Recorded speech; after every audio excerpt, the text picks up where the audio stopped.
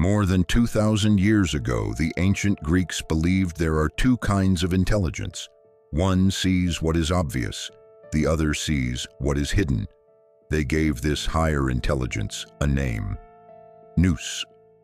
They believed it was the highest faculty of the human mind. This audiobook is an exploration of that forgotten wisdom and how it can help you discover the deeper connection between your consciousness and the universe itself. The Law of Nous. Introduction. For thousands of years, philosophers have asked a question that still echoes today. Is the universe governed by chance? Or is there a deeper intelligence woven into the fabric of reality? Among the ancient Greeks, this invisible principle was known as Nous, the divine intellect that brings order to the cosmos and enables human beings to perceive truth beyond appearances. To them, Nous was not merely the ability to think, but the highest form of understanding, a quiet intelligence that recognizes patterns, discerns meaning, and sees what the ordinary mind often overlooks. This audiobook is an exploration of that ancient idea. It is not about blind belief, nor is it a promise of secret powers. Instead, it is an invitation to examine one of history's most profound philosophical concepts and discover how it can transform the way you understand yourself, your choices, and the world around you. Chapter 1. The Intelligence Behind Reality. Step outside on a clear night and look toward the sky. Above you are countless stars scattered across a darkness so vast that the human mind struggles to comprehend it. At first glance, they may appear randomly placed, like grains of sand tossed carelessly across an endless canvas. Yet beneath that appearance lies extraordinary precision. Every planet follows predictable paths around its star. Every galaxy moves according to forces that have remained consistent for billions of years. Even the light reaching your eyes has traveled unimaginable distances while obeying the same physical principles from the moment it began its journey. Now shift your attention from the largest scales of existence to the smallest. DNA stores immense amounts of information within structures so tiny they cannot be seen without powerful instruments.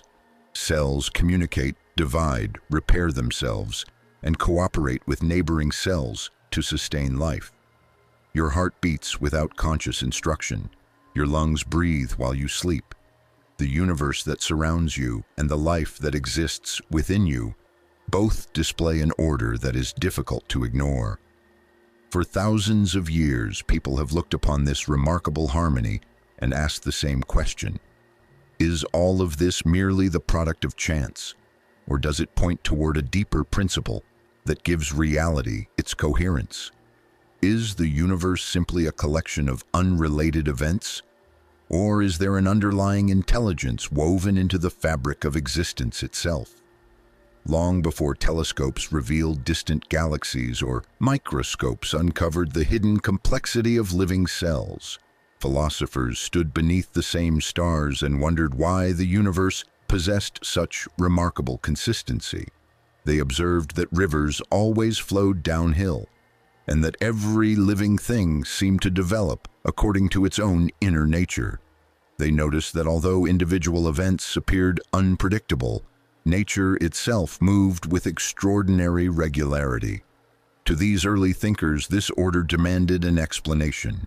They did not believe that harmony could simply be dismissed as coincidence. Instead, they searched for a principle capable of explaining why reality behaved as a unified whole rather than as disconnected fragments. Their search was not driven by superstition but by careful observation. They looked beyond appearances and asked what invisible force, if any, made such remarkable consistency possible. Among the ancient Greeks, one of the most profound answers to this question was expressed through a single word: Nous. Nous was not understood as a god in the familiar sense, nor was it simply another word for human thought. It referred to a higher intelligence, an ordering principle that made the universe intelligible. According to this view, reality was not fundamentally chaotic. Beneath its endless variety existed an underlying coherence that allowed the cosmos to function as an interconnected whole. Nous represented the intelligence through which order emerged from disorder, structure arose from possibility, and meaning could be discovered beneath appearances. Whether one accepts this idea as philosophy, metaphor, or spiritual insight, it invites us to consider a possibility that remains deeply relevant today. Perhaps the universe is not merely a machine operating through blind processes, nor simply a sequence of random accidents. Perhaps what we perceive as order reflects something more profound, an intelligence not necessarily like the human mind, but one expressed through the astonishing harmony that surrounds us. If this is true, then understanding reality requires more than accumulating information. It requires learning to recognize the patterns that have always been present. For the ancient philosophers, wisdom did not begin with having more answers.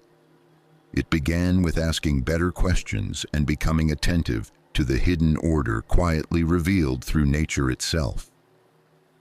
The idea that reality possesses an underlying intelligence often meets immediate resistance in the modern mind.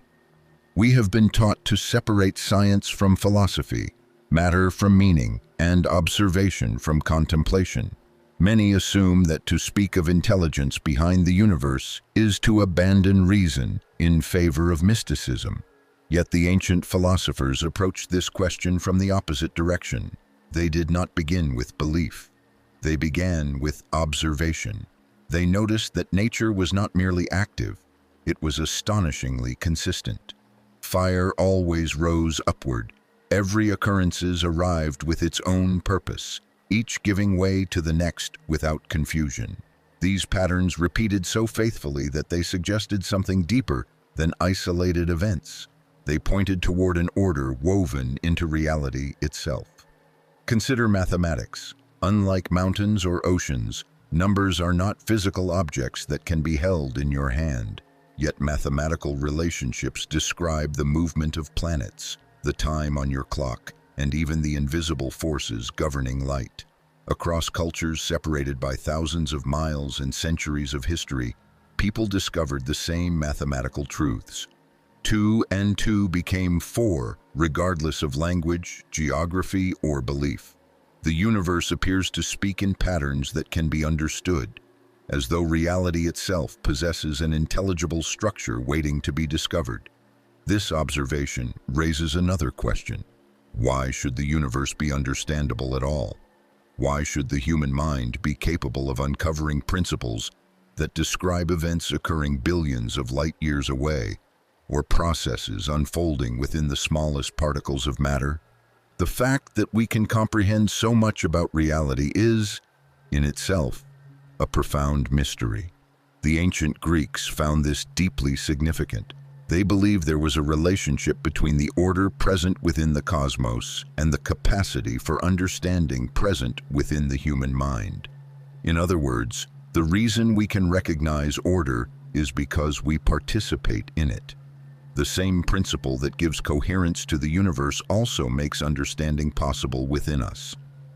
This was one of the reasons they spoke of Nous, not merely as an external force, but as the bridge between the human intellect and the ordered reality it seeks to understand. Imagine trying to assemble a puzzle without knowing what the finished picture looks like. At first, the pieces appear unrelated, even random. Slowly, however, patterns begin to emerge. Similar colors gather together, shapes begin to connect. What once seemed like chaos gradually reveals itself as order. The pieces themselves have not changed. Only your perception has. The ancient philosophers believe much the same about life. Much of what we call chaos may simply be order that has not yet been recognized. Events that appear meaningless in isolation often reveal their purpose only when viewed within a larger pattern. A difficult occurrence may prepare us for an opportunity we could not have handled before. A failure may redirect us toward a path we never intended to take, but later recognize as essential. What once felt like disorder can, with time and perspective, reveal an unexpected coherence. This does not mean that every event has an obvious explanation or that every hardship or challenges arrives with an immediate lesson. Rather, it suggests that reality may possess a depth that exceeds our first impressions. The visible world is often only the surface of a far richer order, one that unfolds gradually as our understanding matures. To cultivate wisdom, then, is not merely to gather more facts.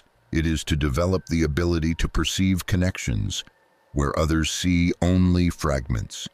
It is to recognize that beneath the changing circumstances of life, there may exist enduring principles quietly shaping the whole. This way of seeing was at the heart of the ancient idea of Nous.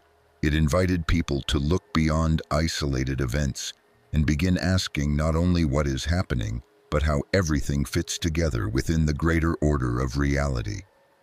There is a tendency within the human mind to mistake unpredictability for randomness.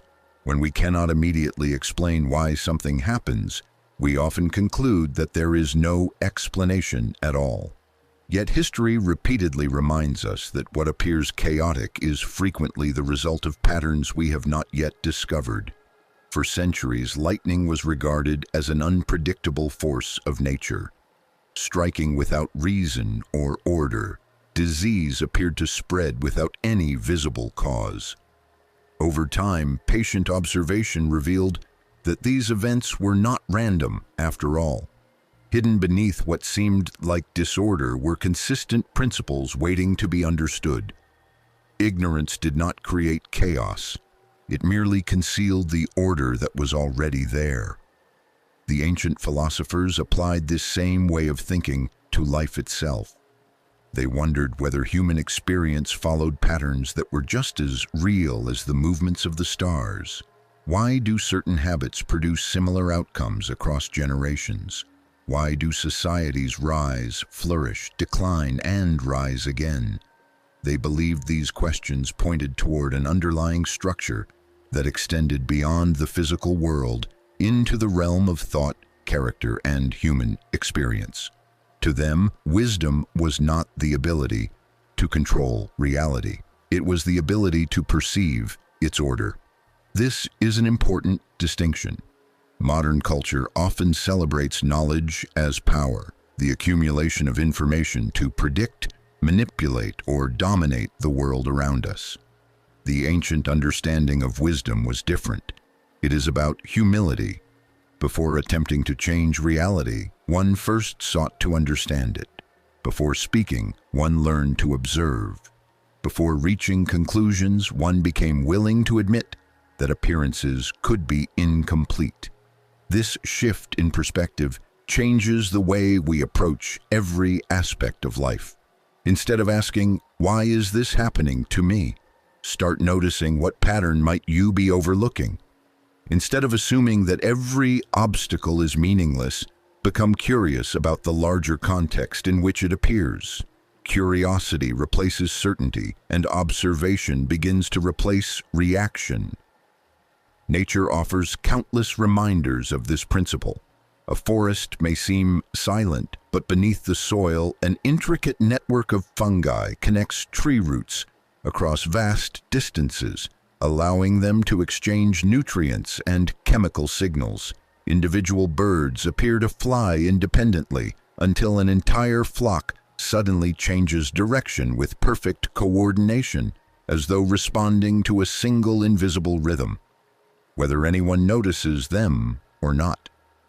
Again and again, the natural world reveals that the deepest forms of order are often the least obvious. Perhaps the same is true of our own lives. Beneath the surface of daily events, there may exist connections we fail to recognize because our attention is fixed on the isolated moments we want to remember instead of the entire moment. We highlight and celebrate successes as the end goal, but overlook the unexciting moments that made them possible. We mourn endings without realizing they are creating space for new beginnings. We judge individual chapters while remaining unaware of the story they are helping to write. The ancient idea of nous encourages a different way of seeing. It invites us to look beyond the immediate and search for the principles that endure beneath constant change. It suggests that reality is not simply a collection of unrelated events, but a living tapestry in which every thread gains meaning through its relationship with the others. The more clearly we perceive those relationships, the more coherent life becomes. This is why the pursuit of wisdom has never been about collecting endless facts. Information alone cannot reveal the hidden order of reality. A person may possess vast knowledge, yet still fail to see the patterns shaping their own life. Wisdom begins when observation becomes deeper than assumption, when patience becomes stronger than impulse, and when the desire to understand becomes greater than the desire to be right. The journey into nous, therefore, is not a search for secret information hidden from the rest of humanity. It is a gradual refinement of perception. It is the discipline of learning to see what has always been present but too easily overlooked.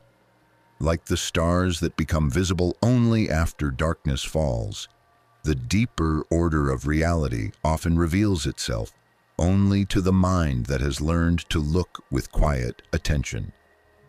If the universe truly possesses an underlying order, then perhaps the greatest obstacle to understanding it is not a lack of intelligence, but the habit of looking in the wrong direction. We live in a world that constantly pulls our attention towards instant gratification. We measure success by what can be seen, counted, and possessed. We chase the next achievement, the next distraction, or the next explanation. Yet the deepest truths have rarely revealed themselves to those who overlooked them. The philosophers who contemplated nous understood that wisdom required a different kind of attention. They spent long hours observing nature, reflecting upon experience, and questioning assumptions that others accepted without hesitation. They recognized that reality often speaks quietly. The person who is constantly searching for dramatic revelations may overlook the subtle patterns that have been present all along. Think about the rhythm of your own life. There are moments that seemed insignificant when they first occurred. A brief conversation, an unexpected delay, a chance encounter, or a decision made almost without thinking. At the time, they appeared ordinary. Only years later did you realize they altered the course of your life in profound ways. Looking back, you can often trace a line connecting events that once felt completely unrelated. What seemed random eventually revealed itself as part of a larger story. This is one of the remarkable qualities of human perception. We often understand life backwards. Meaning rarely arrives in the moment. It emerges through reflection. As time passes, isolated experiences begin to connect like pieces of a mosaic, revealing an image that could never have been recognized while focusing on a single fragment. The ancient thinkers believed this was not merely a psychological tendency. They believed it reflected something fundamental about reality itself. Order is often hidden not because it wishes to remain concealed, but because it can only be appreciated from a wider perspective. A single note does not reveal the beauty of a symphony. A single chapter cannot tell the story of an entire book. This perspective also changes the way we understand uncertainty. We often fear what we cannot predict because we mistake uncertainty for disorder. Yet uncertainty simply reflects the limits of our current perspective. Someone watching a master craftsman at work may see only scattered pieces of wood, unfamiliar tools and movements that seem unrelated. The craftsman, however, already sees the finished masterpiece long before the first cut is made. The difference is not the materials before them, but the vision through which those materials are understood. The ancient concept of nous invites us to cultivate that broader vision.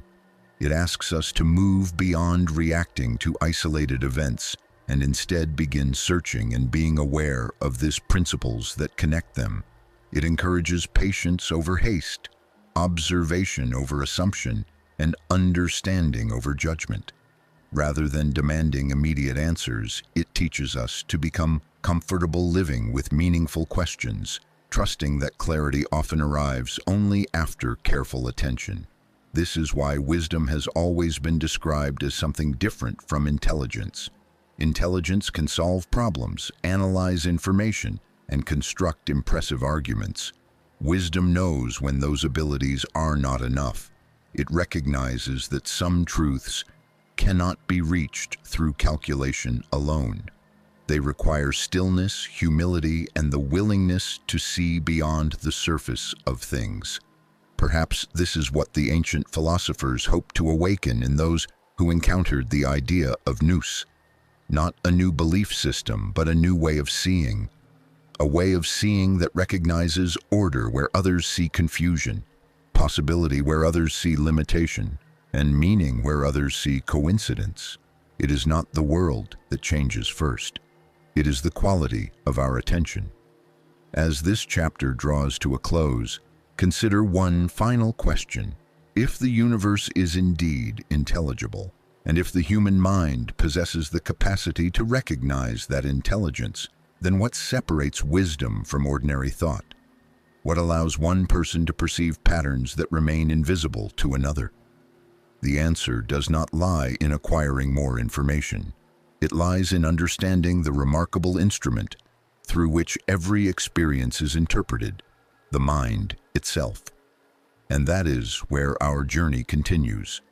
In the next chapter, we will explore the two minds within you, the everyday mind that analyzes the world, and the deeper faculty that the ancients believed could perceive truth with extraordinary clarity. Chapter 2. The Two Minds Within You. Have you ever noticed that there are moments when you received an answer without consciously thinking your way toward it? You may spend hours trying to solve a difficult problem, only to discover that the solution appears unexpectedly while taking a walk, driving home, or sitting quietly in silence. There are times when you meet someone for the first time and, without being able to explain why, you immediately sense whether they can be trusted. A musician suddenly hears a melody that seems to arrive fully formed. A scientist awakens with the missing piece of a theory after days of frustration. An artist sees an entire painting in a single instant before ever lifting a brush. Experiences like these have fascinated humanity for thousands of years because they suggest that not every form of understanding follows the slow, deliberate process of reasoning. Sometimes insight appears all at once, complete and unmistakable, as though it emerged from a place deeper than ordinary thought. The ancient Greeks carefully observed this difference. They recognized that the human mind seemed capable of operating in more than one way. There was the familiar mind that compares, calculates, remembers, argues, and analyzes. This faculty is indispensable. It allows us to solve practical problems, communicate with others, learn languages, and navigate the demands of daily life. Without it, civilization itself would not exist. Yet they also recognized another mode of understanding, one that was quieter, less forceful, and often far more profound. This was the realm of nous. To the ancient philosophers, nous was not simply a higher IQ or a sharper memory. It was the faculty through which the mind directly recognized truth. Rather than assembling countless pieces of information until a conclusion was reached, nous perceived the whole before examining the parts. It did not replace reason, it illuminated it. Imagine standing at the base of a great mountain covered by dense forest. From where you stand, every tree appears separate. You notice individual rocks, winding paths, and small streams disappearing beneath the leaves. Your attention moves from one detail to another, trying to understand the landscape by examining each piece individually. Now imagine climbing to the summit.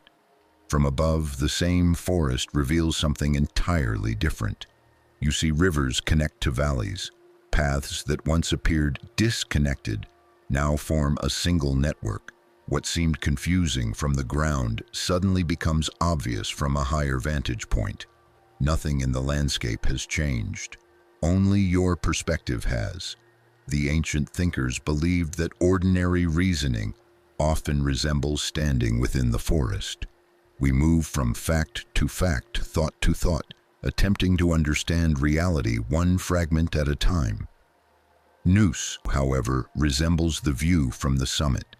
It recognizes relationships, patterns, and principles that remain invisible when our attention is confined to isolated details. This distinction can be found throughout history. Many of humanity's greatest discoveries did not emerge solely through endless calculation. They often began with a moment of sudden clarity. The ancient Greeks did not see these two faculties as rivals. They understood them as partners. Reason provides discipline, precision, and careful examination. Nous provides direction. One gathers evidence, the other recognizes significance. One explains, the other perceives.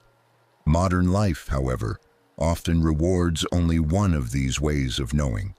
From an early age, we are encouraged to memorize, analyze, compare, and calculate. These are valuable abilities, but they can gradually become so dominant that we begin to distrust every form of understanding that cannot be immediately measured or explained.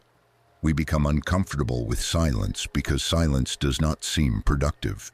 We dismiss intuition because it cannot always justify itself in advance.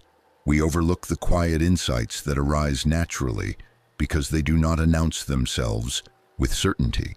Yet some of the most important decisions in life cannot be reduced to formulas alone.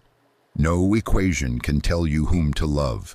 No algorithm can determine the meaning of your life. No amount of data can completely explain beauty, compassion, courage, or purpose. These dimensions of human experience require another kind of perception, one capable of seeing beyond information into understanding. Perhaps this is why the philosophers regarded nous as humanity's highest faculty, not because it made people smarter than others, but because it allowed them to perceive reality more deeply. It invited. Placidity has often been misunderstood as doing nothing.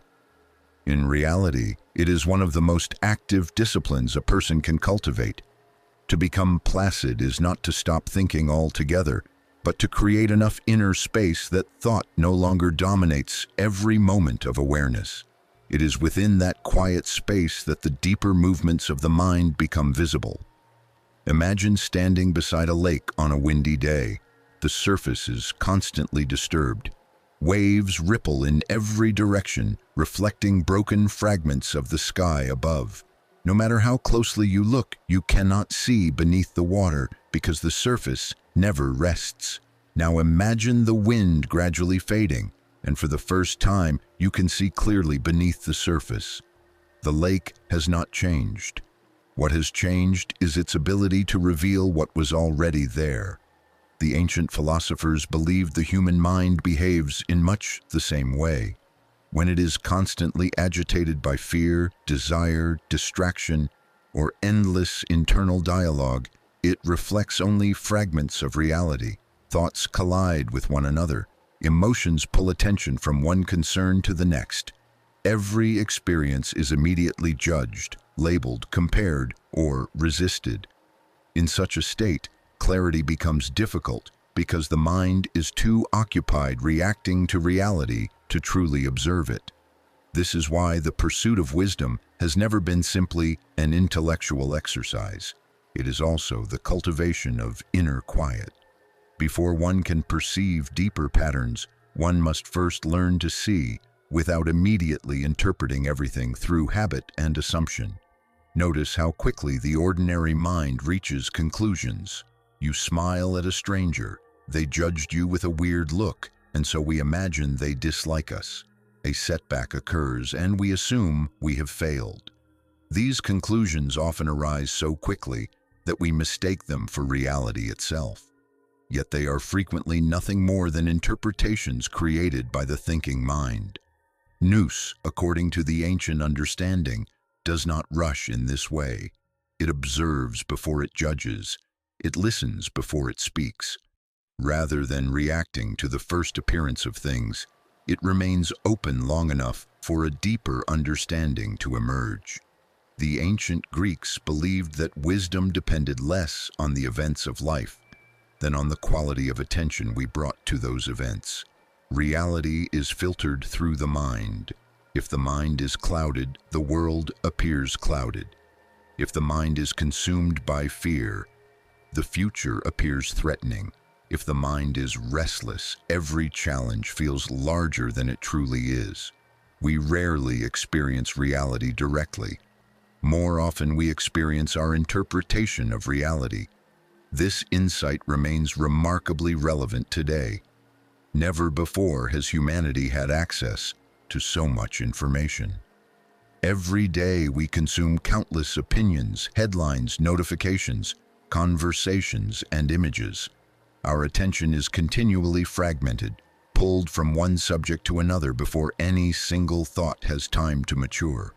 The ordinary mind thrives on this constant stimulation because it always seeks another problem to solve or another distraction to pursue. Yet wisdom grows in the opposite environment. It grows where there is enough silence to notice what is usually overlooked. It grows when observation becomes more important than immediate reaction. It grows when we stop trying to force answers and instead allow understanding to unfold in its own time. This is why many of history's greatest thinkers valued solitude, contemplation, and reflection. They were not escaping the world. They were learning to see it more clearly. They understood that the deepest insights rarely arrive amid constant noise. They emerge when the mind becomes quiet enough to recognize what has been patiently waiting beneath the surface all along. To awaken nous, then, is not to acquire a mysterious new ability. It is to rediscover a way of perceiving that has always been available but is often buried beneath habit, distraction, and the endless activity of ordinary thought. Like the calm surface of the lake, reflecting the sky with perfect clarity, the quiet mind becomes capable of reflecting reality as it truly is, rather than as fear, assumption, or impulse would have it appear. If the ordinary mind is constantly occupied with reacting to the world, then the deeper question becomes this: are you aware of those reactions? Take a moment to notice your own experience. Thoughts appear one after another without invitation. One moment you are thinking about tomorrow's plan. The next, your attention drifts to a memory from years ago. A song begins playing in your mind. An emotion arises seemingly from nowhere. Plans, worries, hopes, judgments, and questions flow continuously through consciousness, often without any deliberate effort. Now consider something remarkable. If you can observe your thoughts, then there must be a part of you that is not identical to them. If you can notice fear, then there is something within you capable of recognizing fear. If you can witness anger without immediately becoming consumed by it, then there is an awareness that exists prior to the emotion itself. This simple observation has fascinated philosophers across many traditions. The ancient Greeks, while differing in many of their conclusions, recognized that the mind possesses an extraordinary capacity, not only to think, but to become aware of thinking itself. This capacity for self-awareness is what allows human beings to question their own assumptions, challenge inherited beliefs, and transform the way they perceive reality. Imagine watching clouds move across the sky. Some are bright and light, while others are dark and heavy. They constantly change shape, appearing and disappearing throughout the day. Yet no matter how many clouds pass overhead, The sky itself is the same. The ancient philosophers often viewed the activity of the ordinary mind in much the same way. Thoughts come and go. Emotions rise and fall. Opinions change. Desires evolve. Memories fade. Yet beneath all of these changing experiences exists a more constant awareness, the quiet presence capable of observing them all. This awareness is often overlooked because our attention becomes entangled with whatever thought happens to be strongest in the moment. A single criticism can occupy the mind for hours. One fearful prediction can overshadow an entire day. Without realizing it, we begin living inside the contents of the mind instead of recognizing the awareness in which those contents appear. The ancient understanding of Nous invites us to reverse this habit. Instead of becoming immediately absorbed by every emotion, it asks us to notice the awareness that remains present before, during, and after the emotion passes. This shift may seem subtle, yet it changes everything. When we identify completely with every passing thought, our inner world becomes unstable because thoughts themselves are unstable. One moment we feel confident, the next doubtful. One day we feel hopeful, the next discouraged. Our sense of reality rises and falls with the changing weather of the mind. But when awareness begins to recognize itself, something unexpected happens. Thoughts continue to appear, but they no longer possess the same power to define us. Emotions are still felt, but they are experienced with greater perspective. Difficult circumstances still arise, yet they no longer determine the entire landscape of our inner life. This does not mean becoming detached from life or suppressing emotion. The philosophers were not encouraging indifference. Rather, they were pointing toward a deeper freedom, the freedom to respond consciously instead of reacting automatically. The ordinary mind often tries to control every external circumstance, believing that peace depends upon a world that behaves exactly as expected. Nous points in another direction. It suggests that lasting clarity arises not from controlling the sea, but from learning how to steer the vessel. This is why the cultivation of wisdom has always begun within. Before attempting to understand the mysteries of the universe, the philosophers believed one must first become familiar with the movements of one's own mind. The person who cannot observe their own assumptions will struggle to perceive truth beyond them. The person who is constantly driven by unconscious habits may mistake those habits for reality itself.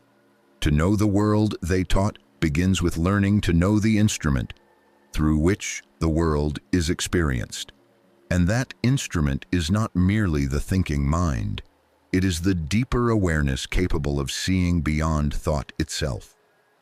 As we continue our exploration of Nous, we will discover that this awareness does more than observe. It changes the very way reality is experienced. For when perception changes, the world that once appeared fragmented begins to reveal an unexpected unity, one that the ancient philosophers believed had been present from the very beginning. If there is one lesson that the ancient philosophers returned to again and again, it is this: the quality of your life is inseparable from the quality of your perception. Most people believe they see the world exactly as it is. Yet if 10 individuals witness the same event, it is not uncommon for 10 different interpretations to emerge. One sees an opportunity, another sees a threat. One notices beauty, another notices flaws. One leaves inspired, another leaves discouraged.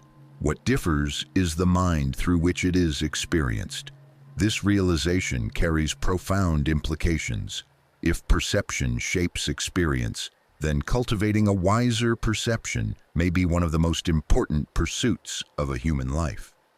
The ancient Greeks believed that this transformation begins with a simple but demanding practice: learning to question the first story the mind tells.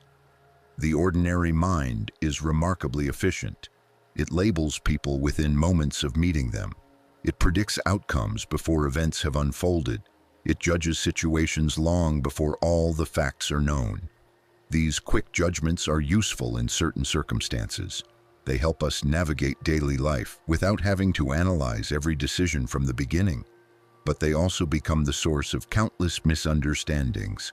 How often have you worried about something that never happened? How often have you formed an opinion of someone, only to discover later that you were completely mistaken? How often has a disappointment eventually become the very experience that led you towards something better?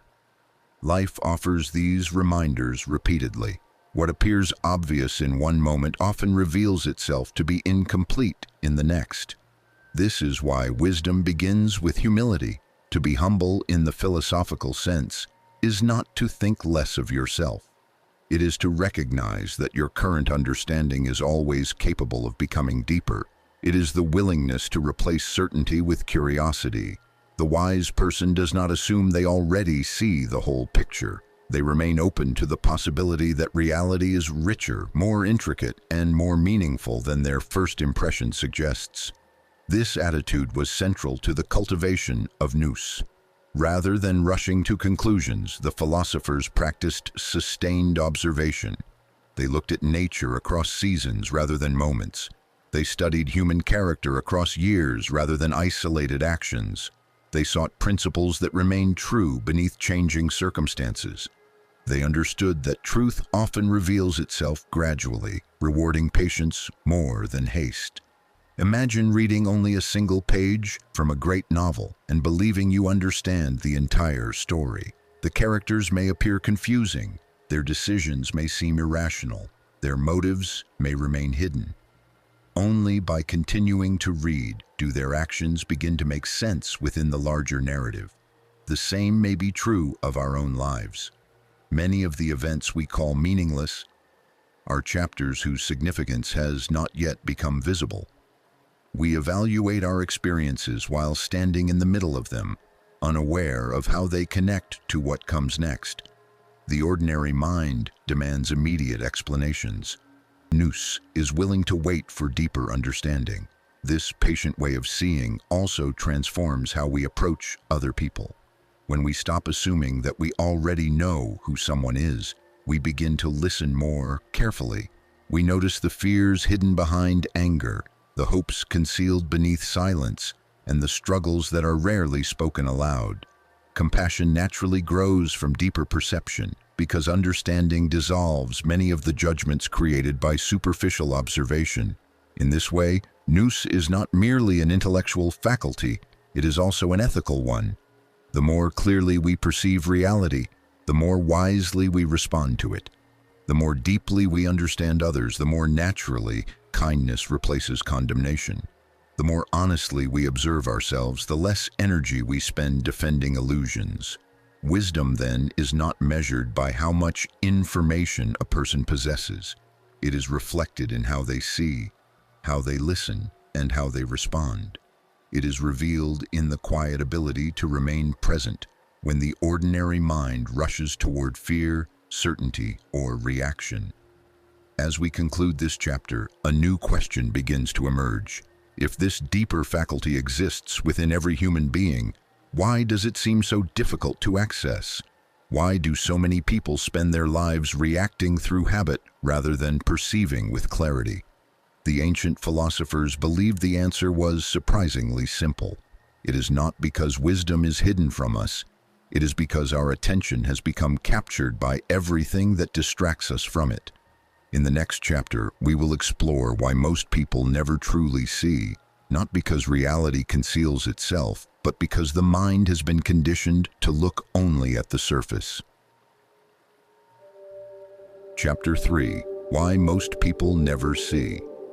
If you were asked to describe the world around you, you would probably feel confident in your answer. You might describe the people you know, the places you have visited, the events that have shaped your life, and the beliefs you have come to accept. It is natural to assume that what you experience is reality itself.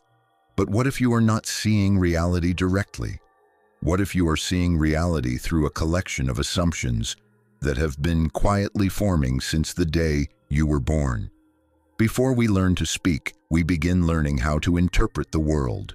We observe the reactions of our parents. We absorb the values of our culture. We inherit beliefs about success, failure, love, fear, happiness, and even what is considered possible. Long before we consciously choose our own worldview, much of it has already been chosen for us. This process is not inherently harmful. Without it, no child could survive or learn to function within society. We all begin by relying on the knowledge passed down by those who came before us. Yet the ancient philosophers recognized an important danger. The ideas that help us navigate the world can also become invisible walls that prevent us from seeing beyond it. Imagine wearing a pair of colored lenses from the moment you were born. Because you have never removed them, you would naturally assume that everyone sees the world in exactly the same way. The lenses would become invisible to you. You would not realize that every color, every landscape, and every face was being subtly altered before it ever reached your eyes. The mind works in much the same way. Every experience passes through the lenses of memory, belief, expectation, and emotion before we become conscious of it. We do not simply observe reality, we interpret it. This explains why two people can witness the same conversation and leave with completely different conclusions. The meaning each person assigns to it is shaped by the invisible filters through which it is perceived. The ancient Greeks understood this long before psychology gave it scientific language. They knew that the greatest obstacle to wisdom was not ignorance alone. It was the illusion of already seeing clearly. The philosopher Socrates became famous for a statement that has echoed through history. "I know that I know nothing." At first, these words seem almost contradictory. Surely one of the greatest philosophers who ever lived knew many things. Yet Socrates was pointing toward something much deeper. He understood that genuine wisdom begins when we recognize the limits of our own understanding. The person who believes they already possess all the answers rarely asks meaningful questions. Their conclusions become fixed, their curiosity fades, and every new experience is forced to fit within the boundaries of what they already believe. In contrast, the person who remains intellectually humble continues to grow because they are willing to let reality challenge their assumptions.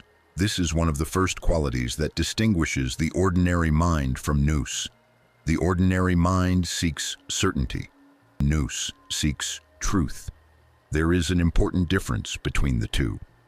Certainty is often comforting because it removes the discomfort of uncertainty. It allows us to believe we have life neatly explained. Truth, however, is not always comfortable. It often requires us to let go of ideas we have defended for years. It asks us to admit that our perspective may be incomplete. It replaces pride with curiosity and invites us to become students of reality rather than judges of it. Throughout history, many of humanity's greatest discoveries began when someone questioned what everyone else considered obvious. The Earth was once believed to stand at the center of the universe. Disease was attributed to causes later proven incorrect. Invisible forces such as gravity, electricity, and microscopic life existed long before humanity understood them. Reality itself had not changed. Human perception had. The same possibility exists within our own lives. Perhaps there are patterns we fail to recognize because we have stopped looking. Perhaps there are opportunities hidden behind difficulties that we dismiss too quickly. Perhaps there are dimensions of wisdom that remain invisible not because they are secret, but because our attention has become fixed upon the familiar. The journey toward nous begins with a quiet act of courage, the willingness to remove, even for a moment, the invisible lenses through which we have always viewed the world, and ask a question that every philosopher, scientist, and seeker eventually learns to ask: What if there is more to reality than I have allowed myself to see? One of the greatest paradoxes of human perception is that we rarely notice what is familiar. The sound of a clock gradually disappears from our awareness. The feeling of our clothing against our skin fades into the background. We drive the same road so many times that we arrive at our destination with little memory of the journey itself. The mind is constantly deciding what deserves attention and what can safely be ignored. This ability is essential for survival. If we consciously noticed every sound, every movement, every sensation, and every detail surrounding us, our minds would quickly become overwhelmed. Instead, the brain learns to filter. It highlights what appears important and quietly discards everything else. But here lies the problem. The mind does not always know what is truly important. It filters reality according to habit. Once a belief becomes deeply rooted, the mind begins searching for evidence to support it, while unconsciously overlooking evidence that challenges it. Someone convinced that opportunities never come their way may fail to recognize the very opportunities standing in front of them. Another who expects kindness frequently discovers acts of generosity that others pass by without noticing. The world has not necessarily changed. The way you view the world has. This is one of the reasons the philosophers placed such importance on self-examination. They understood that before seeking to understand reality, one must first understand the assumptions through which reality is interpreted. Imagine entering a magnificent cathedral with stained glass windows of deep blue, crimson, and gold. As sunlight pours through the glass, the entire interior becomes bathed in color. Every wall, every column, and every face appears transformed by the light passing through those windows. Now imagine forgetting that the windows exist. You might begin believing the world itself is blue or red, never realizing that what you are seeing has already been filtered before it reaches your eyes. The ancient philosophers believed that beliefs function in much the same way. Every experience passes through invisible windows shaped by memory, culture, education, fear, desire, and expectation. These filters are so familiar that they become almost impossible to detect. We mistake interpretation for reality itself. This is why genuine wisdom requires more than gathering information. It requires learning to observe the observer. Instead of asking only, "What am I looking at?" the philosopher also asks, "How am I looking?" This subtle shift changes everything. This does not mean that positive thinking alone can solve every problem. The ancient Greeks were far too practical to believe that reality simply bends to optimism. Rather, they understood that perception influences action, and action shapes destiny. The way we interpret our circumstances affects the choices we make, the opportunities we recognize, and the relationships we build. In this sense, perception becomes the quiet architect of a life. The philosophers therefore warned against becoming imprisoned by first impressions. They knew how easily the mind confuses familiarity with truth. An idea repeated often enough begins to feel self-evident even when it has never been carefully examined. Entire societies can inherit assumptions without ever asking whether those assumptions reflect reality. This is why philosophy, in its deepest sense, has never been about accumulating clever arguments. It has always been an invitation to awaken from unconscious habits of thought.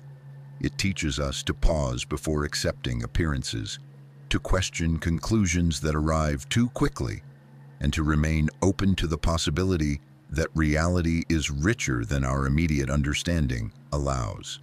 Nous begins to emerge precisely at this point, not when the mind possesses all the answers, but when it becomes willing to release the certainty that prevents deeper understanding. For only an open mind can receive new insight. A cup already filled to the brim cannot accept fresh water. Likewise, a mind convinced that it has already seen everything often overlooks the very truths it claims to seek. The path toward wisdom, then, is not a journey of adding more and more ideas until the mind becomes crowded with knowledge. It is equally a journey of letting go, releasing assumptions that no longer serve us, questioning beliefs we have never examined, and allowing reality to reveal itself without forcing it. There is another reason why people fail to perceive reality clearly, and it has nothing to do with a lack of intelligence. It is because attention has become one of the most contested resources in human life. The ancient philosophers lived in a world without smartphones, constant notifications, endless streams of information, or voices competing for every moment of awareness. Yet they understood something that has become even more relevant today. Wherever attention goes, perception follows. Attention is far more than concentration. It is the doorway through which reality enters the mind. Whatever consistently holds your attention gradually begins to shape the way you experience the world. If your attention is consumed by fear, the world begins to appear dangerous. If it is consumed by resentment, every interaction becomes another reason to remain bitter. If it is consumed by endless comparison, even your greatest achievements begin to feel insufficient.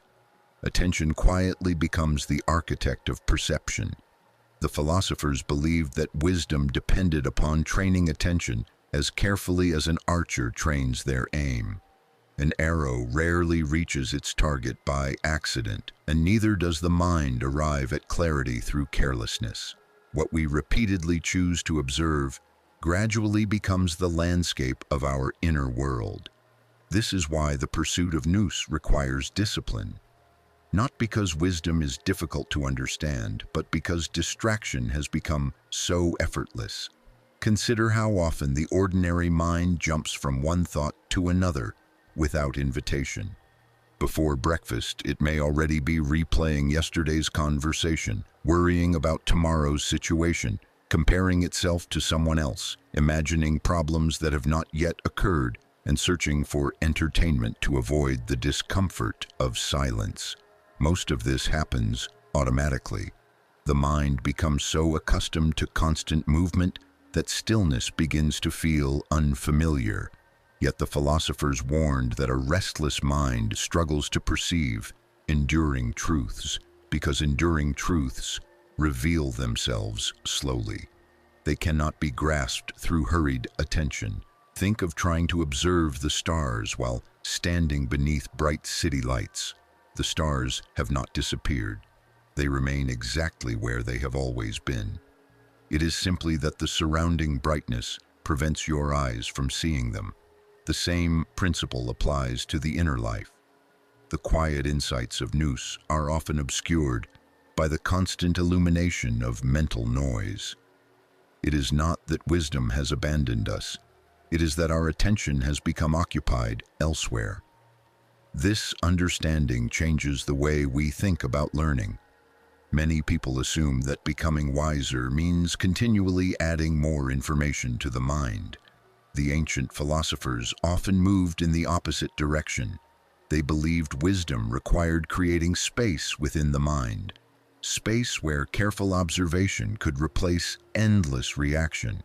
This is why many of them valued walking, solitude, contemplation, and conversation over constant activity. These practices were not escapes from reality. They were ways of returning to it with greater clarity.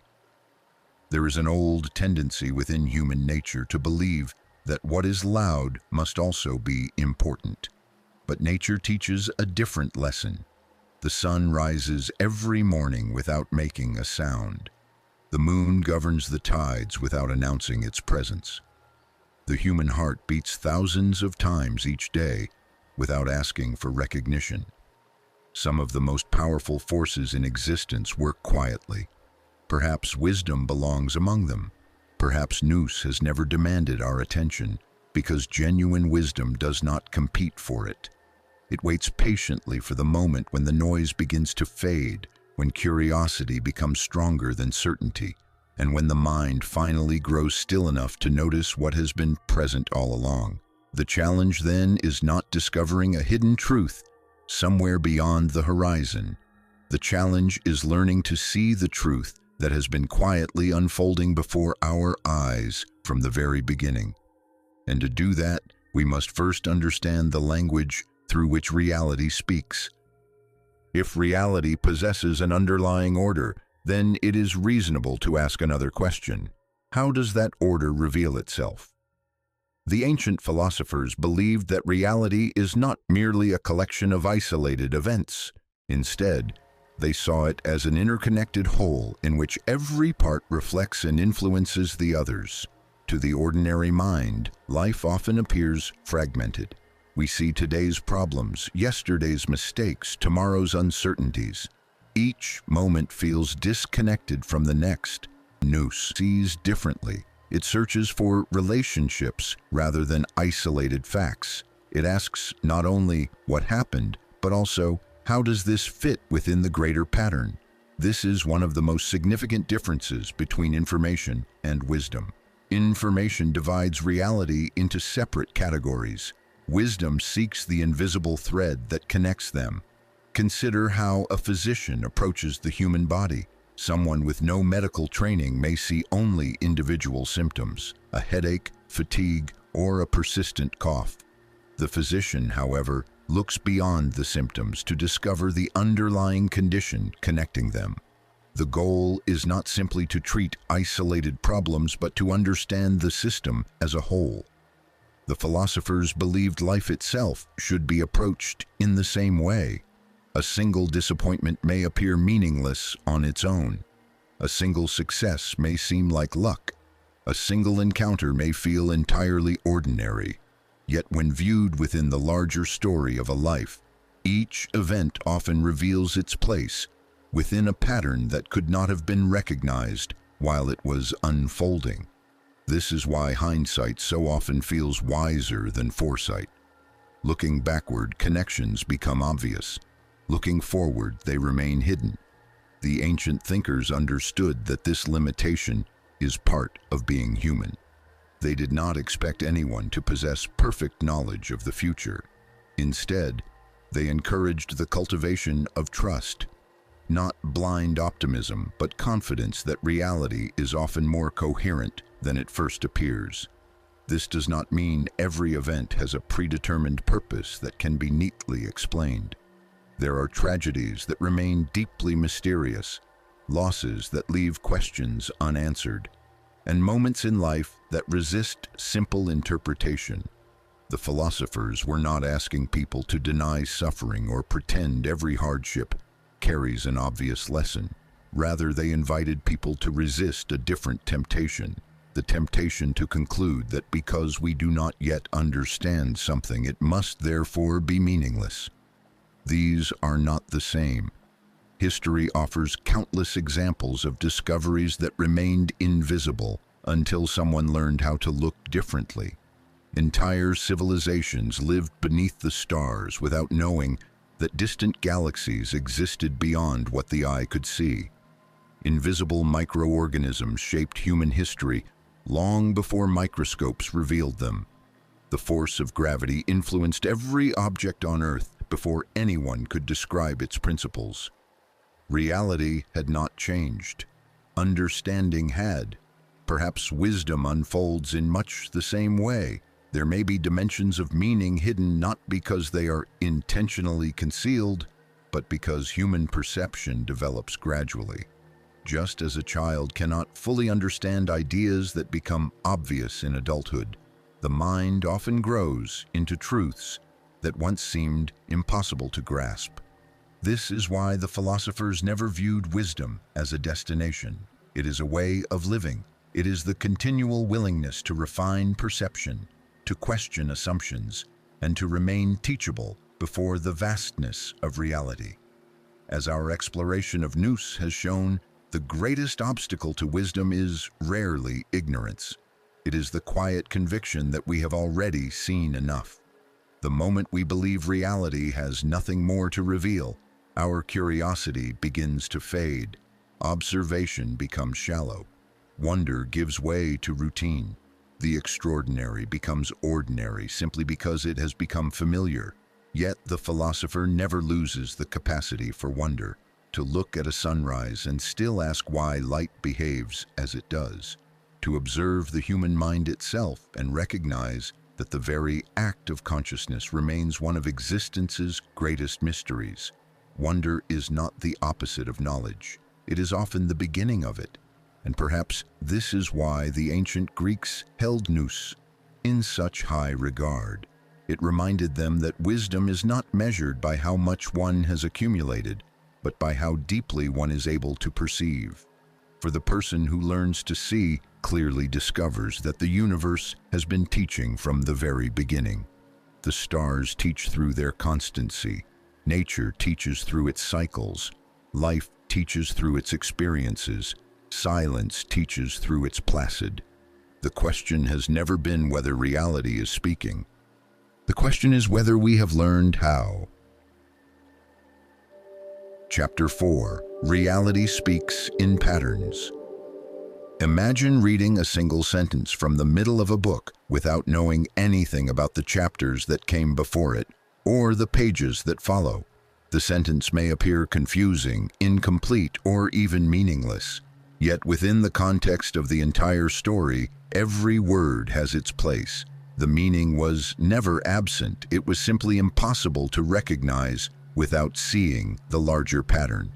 The ancient philosophers believed that much of human life is experienced in exactly this way. We often judge individual moments while remaining unaware of the greater story in which they belong. We celebrate beginnings without understanding what prepared us for them. We resist endings without realizing they are making room for something new. We experience isolated events and mistake them for the whole of reality. Nous invites us to look differently.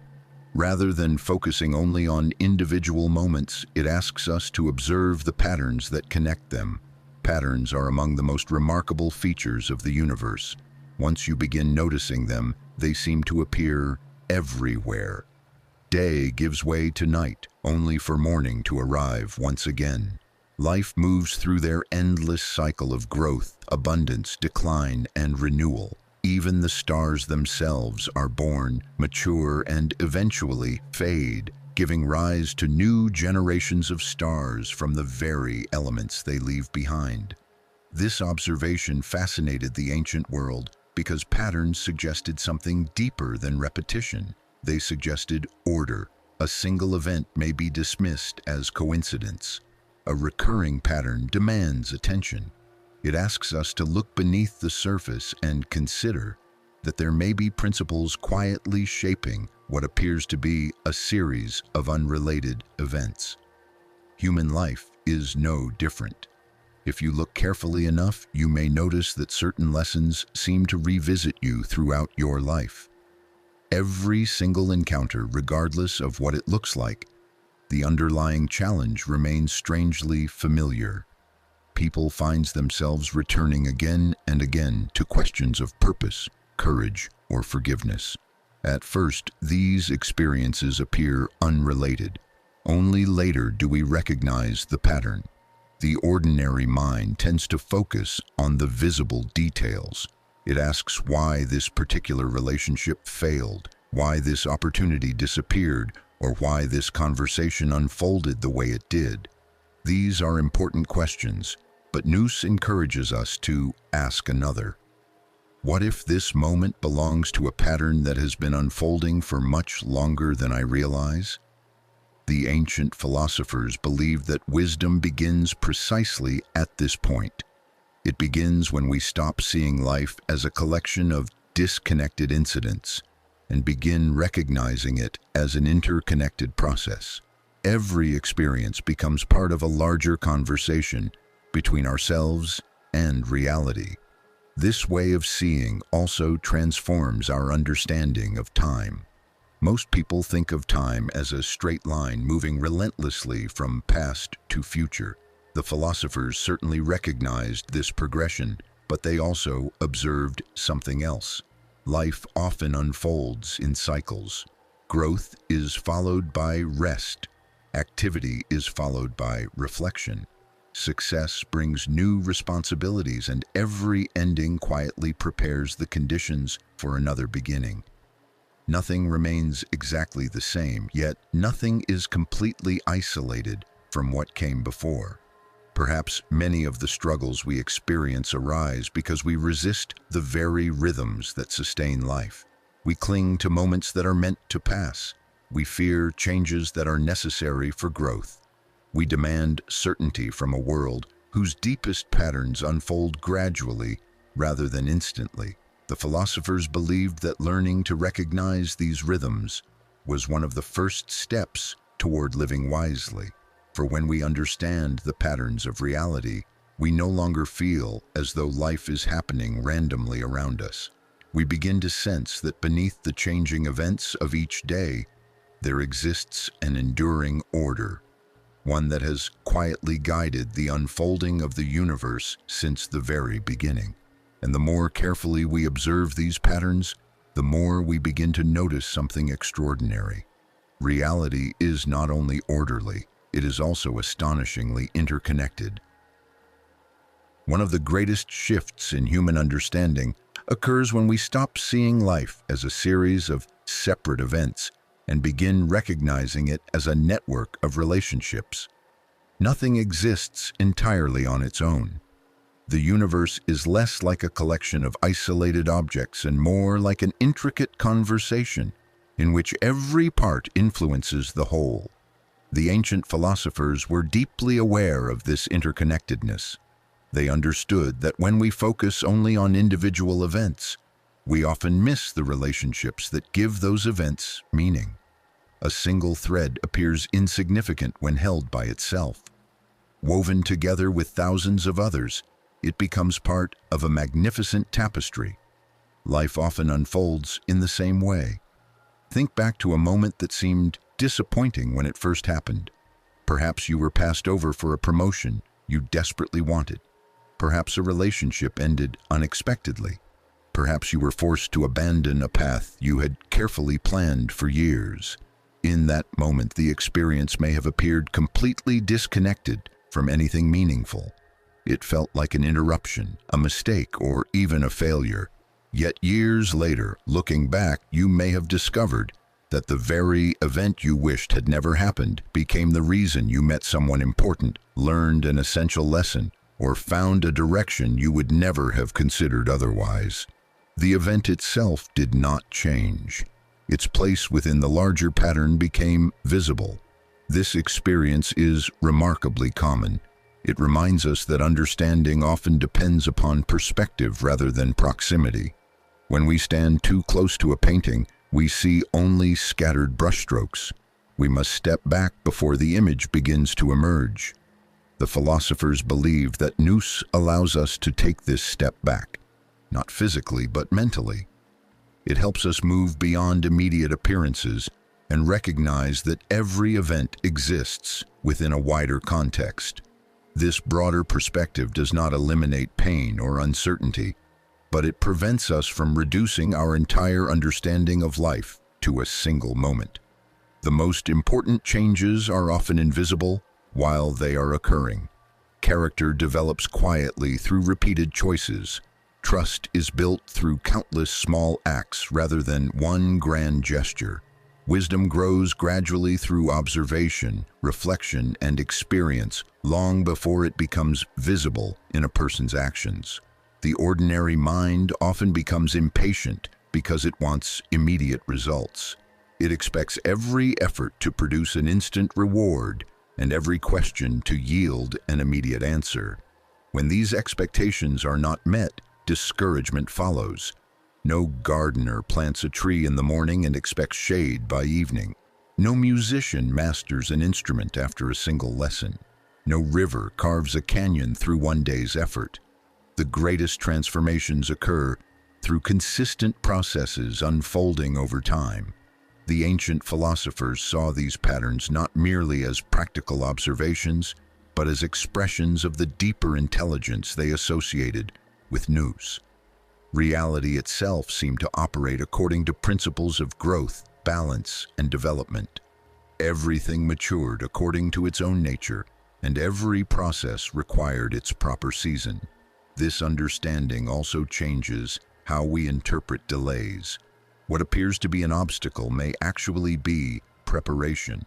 What feels like waiting may actually be growth taking place beneath the surface. The mind often mistakes invisibility for absence. Just because progress cannot yet be seen does not mean it is not occurring. This is one of the quiet lessons hidden throughout nature. The roots always grow before the branches. Foundations are laid before buildings rise. Understanding deepens before wisdom becomes visible. To recognize these patterns is to become more patient with life itself. Instead of demanding that everything unfold according to our preferred timetable, we begin paying attention to the rhythm already present within reality.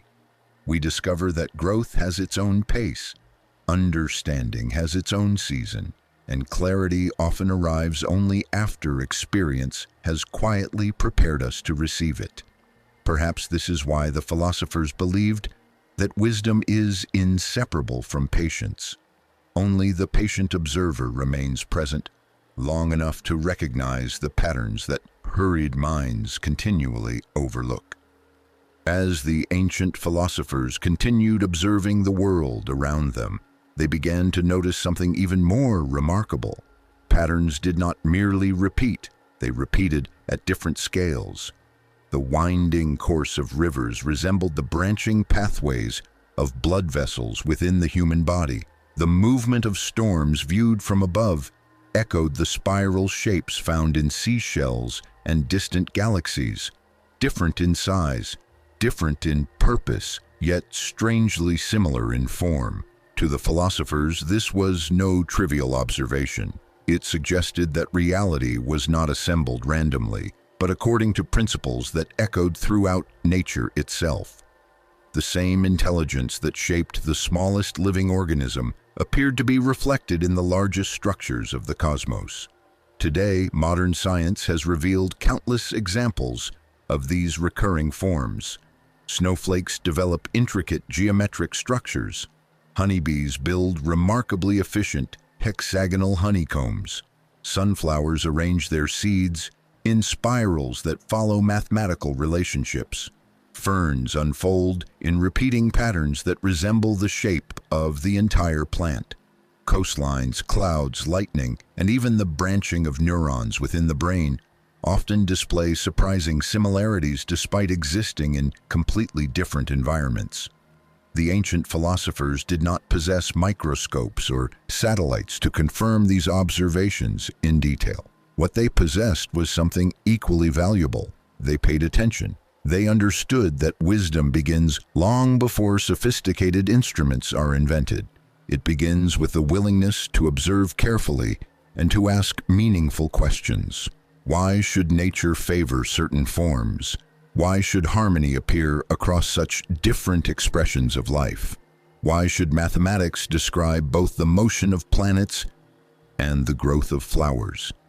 Questions like these led many philosophers to conclude that beneath the endless diversity of the visible world existed a deeper unity. Reality appeared to speak with one language expressed through countless different voices. This way of seeing changes our relationship with the world. Instead of viewing ourselves as separate from nature, we begin recognizing that we participate in the same patterns. Our own lives unfold in seasons. There are times of growth when possibilities seem endless. There are seasons of loss when familiar parts of life fall away. And there are seasons of placidity when little appears to happen even though profound change is quietly taking place beneath the surface. The ordinary mind often resists these natural rhythms. It expects continuous progress, continuous certainty, continuous success. When life enters a quieter season, the mind quickly concludes that something must be wrong. The philosophers believed that much of human suffering comes from resisting the season we are currently living through. We demand answers before enough experience has been gathered to understand the question. We long for certainty while life is inviting us to develop trust. We rush toward outcomes while overlooking the quiet transformation taking place within us. Nous encourages another approach. It invites us to notice and be aware of even the simplest difficulty or waiting, because even uncertainty becomes an invitation to observe more deeply rather than react more quickly. This does not mean that every hardship carries an obvious message, or that every painful experience should be romanticized. Some events are profoundly difficult, and wisdom does not require pretending otherwise, but it does suggest that life may be more coherent than it first appears. Just as a composer arranges moments of silence to give meaning to the notes that follow, reality may contain periods of uncertainty that prepare us to recognize truths we would have otherwise overlooked. The more carefully we study the patterns of nature, the more one lesson quietly repeats itself. Nothing meaningful develops all at once. Wisdom itself grows gradually, often so slowly that we fail to notice it until we look back and realize we no longer see the world as we once did. Perhaps this is the greatest pattern of all. Transformation rarely announces its arrival. It unfolds so quietly that only those who are paying attention recognize that it has been happening all along. The more deeply we observe reality, the more difficult it becomes to believe that our lives are completely isolated from the greater order surrounding us. We breathe the same air that has passed through forests for countless generations. The minerals within our bones were forged in ancient stars, long before the earth itself existed. The water flowing through our bodies has traveled through oceans, clouds, rivers, glaciers, and living creatures for millions of years. Nothing exists entirely alone. Every beginning carries traces of something that came before it. Every ending quietly becomes the beginning of something else. The philosophers saw this not merely as a scientific observation, but as a profound invitation to rethink humanity's place within the universe. Rather than standing apart from nature, we are expressions of the same intelligence that shapes it. The patterns visible in the heavens are reflected in the rhythms of the earth. The rhythms of the earth are reflected in living organisms. The rhythms of life are reflected within the movements of the human mind. To understand ourselves, they believed, we must first learn to observe the world with greater attention. Modern life often makes this difficult. Surrounded by schedules, deadlines, and endless streams of information, we become so occupied with living life that we forget to observe it. We rush from one activity to another, measuring progress by productivity rather than perception. Days become weeks, weeks become years, and before long we realize that we have spent much of our lives looking without truly seeing. The ancient philosophers warned against this quiet blindness. They believed that wisdom starts with attention, not extraordinary attention reserved for rare moments, but ordinary attention given consistently to ordinary things. To the person who truly observes, nothing remains ordinary for long. A falling leaf becomes a lesson in letting go. The changing phases of the moon become a reminder that growth is rarely constant. A child's curiosity becomes a model for approaching reality without rigid assumptions. Even silence becomes a teacher, revealing how much of our lives are governed by thoughts we never consciously chose. This is the perspective that Nous gradually cultivates. It does not ask us to escape the world. It asks us to see it more clearly. When perception begins to deepen, the universe no longer appears as a collection of unrelated objects competing for our attention. Instead, it begins to resemble a living tapestry of relationships, rhythms, and recurring principles. We start to recognize that meaning is often discovered through careful observation rather than dramatic revelation. That question has the power to transform the simplest experiences. A conversation is no longer just a conversation. A setback is no longer merely an inconvenience. A period of waiting is no longer empty time. Each becomes part of a larger pattern unfolding with a coherence that may not yet be fully visible. Perhaps this is why the pursuit of wisdom requires patience above all else. Patterns cannot be forced. They can only be recognized. The mind that rushes from one conclusion to the next notices only fragments. The mind that learns to observe with quiet consistency eventually begins to perceive relationships hidden in plain sight. It discovers that reality has been speaking through nature, through experience, and through the rhythms of everyday life all along. And once those patterns begin to reveal themselves, another realization naturally follows. If reality possesses such remarkable order, then perhaps the greatest mystery is not the world itself, but the consciousness through which the world is experienced. For before we can fully understand the patterns around us, we must understand the instrument that perceives them. That journey begins in the next chapter as we explore the architecture of consciousness and examine how awareness itself shapes the reality we experience. Chapter 5: The Architecture of Consciousness. Throughout this journey, we have explored the remarkable order woven into the universe.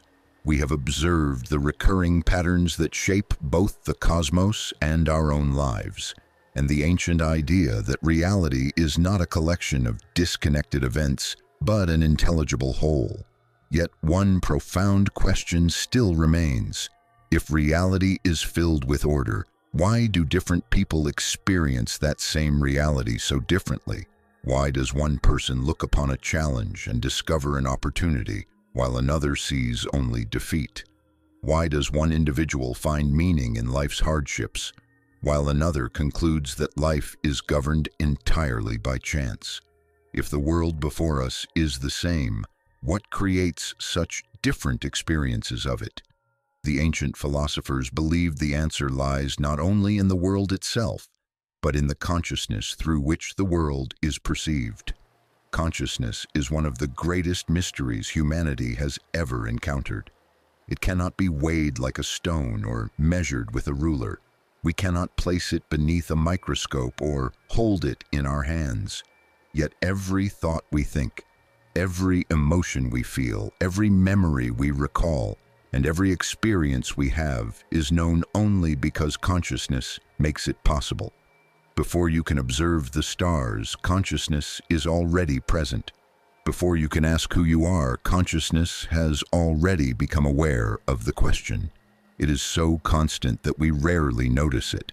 Much like a fish living in water never notices the water surrounding it, we move through life almost entirely unaware of the very medium through which every experience unfolds. The philosophers regarded this as one of the greatest oversights of human life. We spend years studying the world, while giving remarkably little attention to the instrument through which the world is experienced. We seek to understand reality without first understanding the awareness that interprets it. Imagine looking through the lens of a telescope. You could spend years trying to explain why the heavens seem unclear without ever realizing that the problem does not lie in the stars themselves, but in the lens through which you are observing them. The mind functions in much the same way. Our beliefs, emotions, assumptions, memories, and expectations all become part of the lens through which reality is interpreted. We often assume we are seeing the world exactly as it is, when in truth we are seeing the world as it appears through the current condition of our own consciousness. The ancient philosophers believed that consciousness is not passive, it is participatory. It does not simply receive experience as though watching a play from a distant seat. It actively organizes attention, interprets meaning, and shapes the reality each person inhabits. This does not mean that consciousness creates the physical universe according to every passing thought.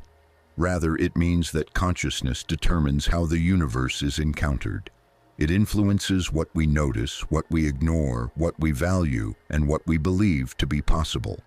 In this sense, consciousness quietly becomes the architect of experience. The events we experience become the raw materials from which our understanding of reality is built. Consciousness determines whether those experiences remain isolated fragments or become part of a coherent structure filled with meaning. It is through consciousness that suffering may become wisdom, failure may become instruction, and uncertainty may become the beginning of deeper understanding. This is why the ancient idea of nous extends far beyond intelligence in the ordinary sense. Nous was not merely the ability to think more effectively. It represented the highest refinement of consciousness itself, the capacity to perceive reality without becoming imprisoned by fear, prejudice, or illusion. It allowed a person to look beyond appearances and recognize the deeper order quietly holding everything together. To cultivate such consciousness is not to escape the ordinary world. It is to encounter the ordinary world with extraordinary clarity. The philosophers believed that every human being possesses this potential. The question is not whether consciousness can deepen, but whether we are willing to examine the habits that keep it confined. For before awareness can expand, it must first become aware of itself. And that is where the true architecture of consciousness begins, not with the world outside us, but with the silent observer within. If consciousness is the lens through which reality is experienced, then it follows that changing the lens changes the experience, even when the world itself remains exactly the same. This is not merely a philosophical idea. It is something we witness throughout everyday life. We do not experience life only as it is. We experience life as we are. The ancient philosophers returned to this principle repeatedly because they believed it explained why wisdom cannot simply be transferred from one person to another. A teacher may offer knowledge, but each student receives that knowledge according to the condition of their own understanding. The same words that transform one person's life may leave another completely unchanged. The difference is rarely found in the teaching itself. It is found in the consciousness receiving it. Imagine sunlight shining through a stained glass window. The light itself remains pure, yet the colors projected onto the floor depend entirely upon the glass through which it passes. Blue glass creates blue light. Red glass creates red light.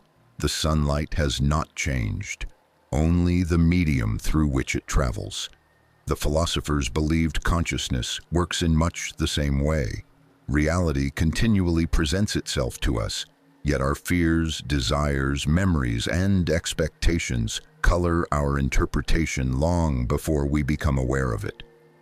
We do not intentionally distort reality. More often, we simply fail to notice the invisible influences already shaping our perception.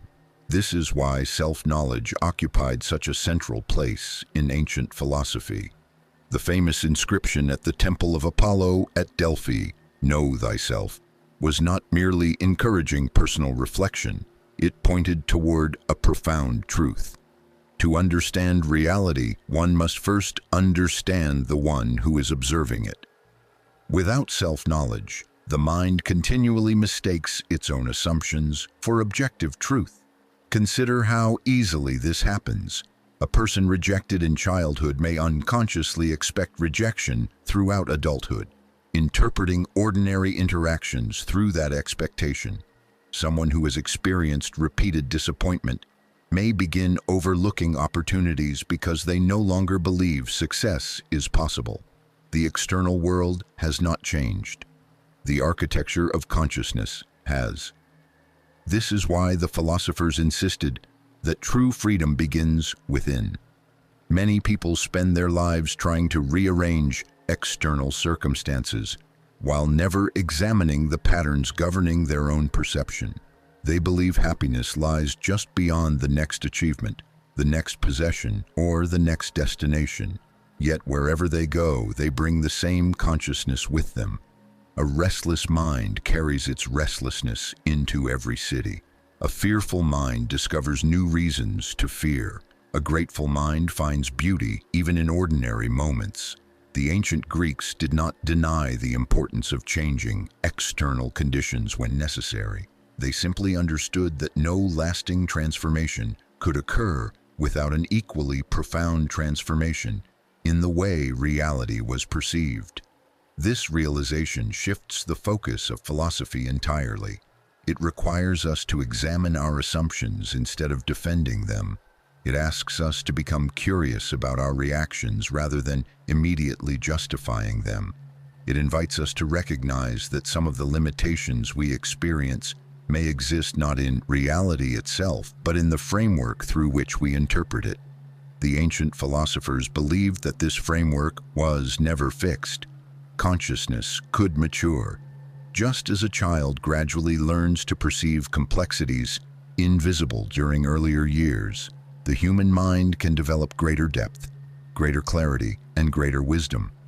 The world itself begins to appear different, not because reality has changed, but because the observer has. This is one of the quiet miracles of human life. When consciousness expands, familiar experiences begin revealing unfamiliar depths. Conversations become opportunities to understand rather than merely respond. Challenges become occasions for growth rather than reasons for despair. Nature becomes more than scenery. Silence becomes more than the absence of sound.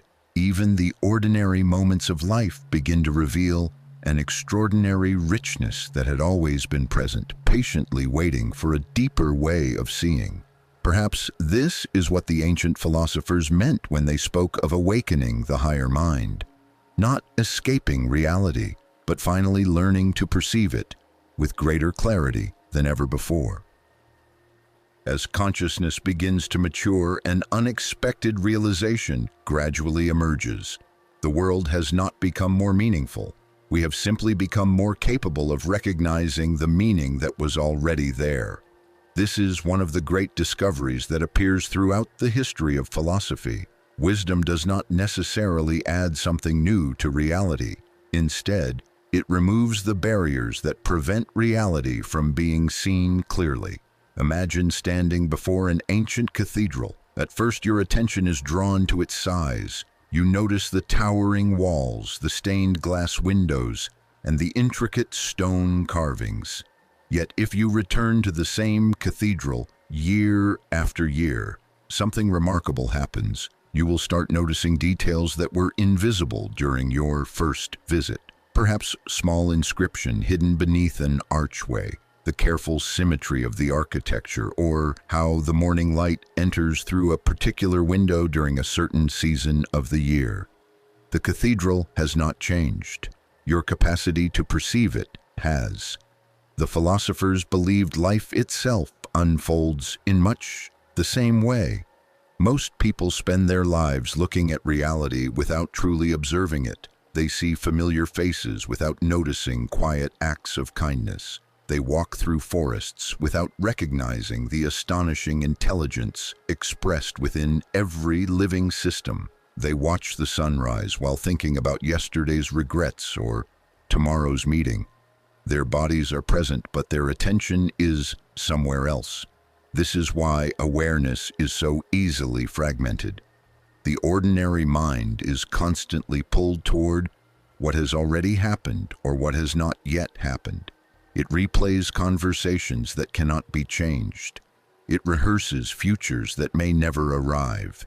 It becomes so occupied with memory and anticipation that it rarely settles into the only place where life is actually unfolding, the present moment. The ancient philosophers understood that the present was not merely another point in time. It was the doorway through which reality is encountered. The past exists as memory. The future exists as possibility, but experience itself always unfolds now. This does not mean we should ignore the past or neglect to prepare for the future. Memory gives us wisdom, and foresight helps us act responsibly. The problem arises when consciousness becomes trapped in either one. A person imprisoned by the past cannot fully experience the present. A person consumed by the future continually overlooks the life already taking place before them. Nous invites consciousness back to the present because only a present mind can truly observe. Have you ever been so deeply absorbed in listening to music that, for a few moments, the constant stream of thought simply disappeared? Or perhaps you stood beside the ocean watching the waves rise and fall and realized that your worries had quietly faded into the background. Maybe you have looked up at a sky filled with stars and experienced a brief sense of wonder, so complete that words themselves seemed unnecessary. These moments are significant, not because they are extraordinary experiences, but because they reveal something about the nature of consciousness.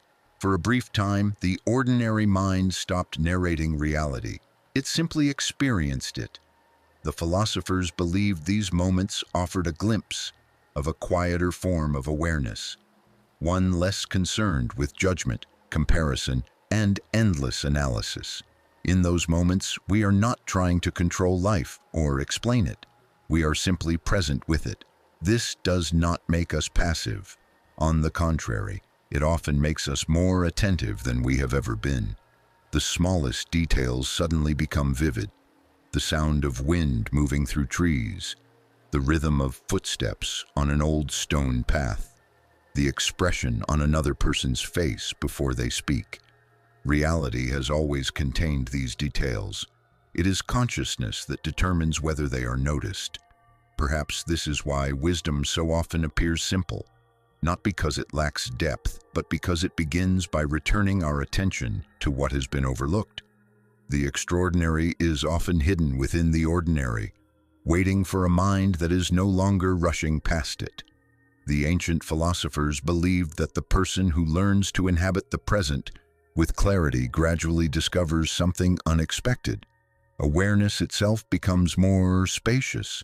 Thoughts continue to arise, but they no longer dominate every moment. Emotions continue to come and go, but they are experienced with greater balance. The world remains the same, yet it somehow feels richer, quieter, and more alive.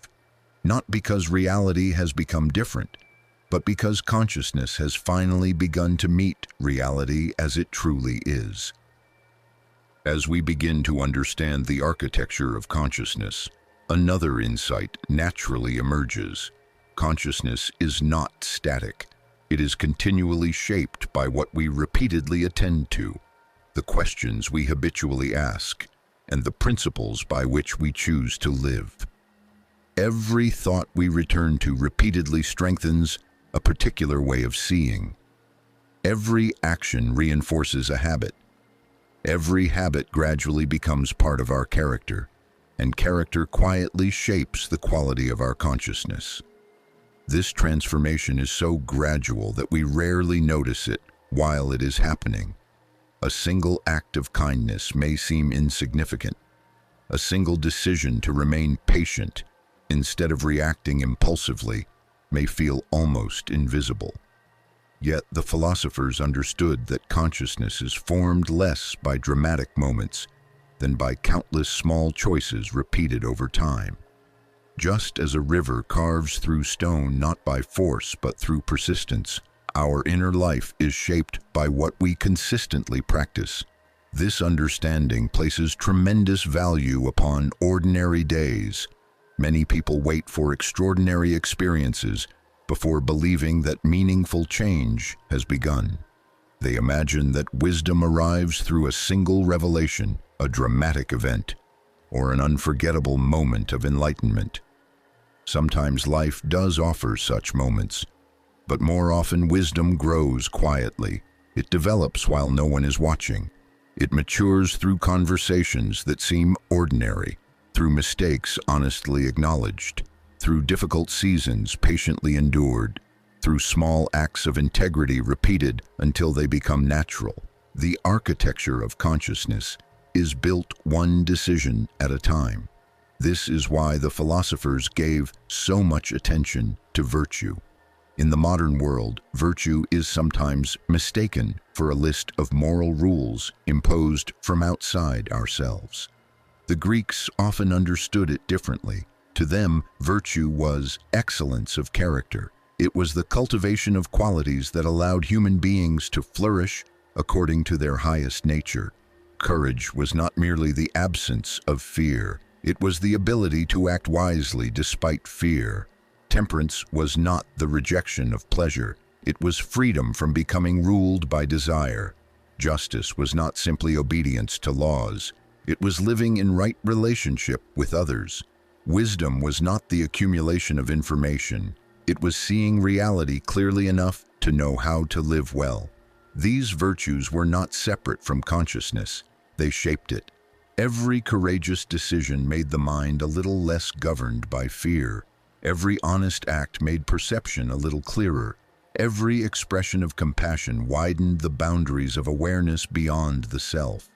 Little by little, consciousness became more refined. This is why the pursuit of nous was never merely an intellectual exercise. It was a way of life. The philosophers did not seek wisdom only while discussing ideas beneath marble columns or writing thoughtful dialogues. They sought wisdom in the marketplace, within friendships, during moments of adversity, and in the countless ordinary decisions that quietly formed their character. To them, philosophy was not something one studied. It was something one practiced. Perhaps this is why genuine wisdom is often recognized long before it is spoken. We encounter individuals whose presence itself seems calm. They listen before they respond. They remain steady when others become consumed by panic. They are not hurried by every passing emotion, nor shaken by every changing circumstance. Such people may possess no extraordinary titles or achievements, yet there is something about them that feels deeply grounded. The ancient philosophers would have said that this quiet stability is not an accident. It is the outward expression of a consciousness that has gradually come into harmony with reality, not through force, not through perfection, but through years of careful observation, honest reflection, disciplined practice, and a sincere love of wisdom.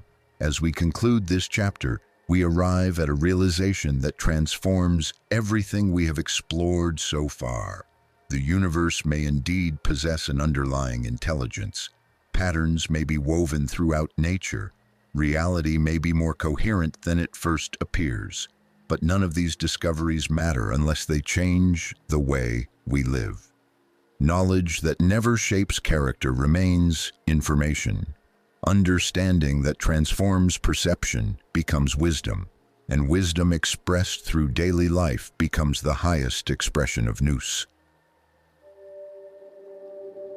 Chapter 6. The Return to Nous. Living with Divine Intelligence. Every journey of wisdom eventually arrives at a surprising destination, not somewhere beyond the horizon, not hidden within an ancient temple, not locked inside a forgotten manuscript waiting to be discovered. Its destination is the person who began the journey. When we first began exploring the ancient idea of nous, it appeared to be something distant, an abstract philosophical concept developed by thinkers who lived more than 2,000 years ago. It seemed to belong to history, to libraries, and to the writings of great philosophers whose world was very different from our own. Yet, as we have traveled through these chapters, another possibility has quietly emerged. Perhaps nous has never been about the past. Perhaps it has always been about perception. We have explored the remarkable order woven throughout the universe. We have considered the difference between the ordinary mind and the deeper faculty of understanding. We have examined how conditioning shapes perception, how reality continually speaks through patterns, and how consciousness itself becomes the lens through which every experience is interpreted. Each of these ideas has pointed toward the same conclusion. Wisdom is not merely knowing more. Wisdom is seeing more clearly. This simple distinction changes everything. Most people spend their lives believing that understanding comes primarily through accumulation. They gather information, collect experiences, and pursue greater knowledge, hoping that one day they will finally possess enough answers to feel complete. The philosophers proposed another path. Rather than endlessly adding to the mind, they encouraged refining it.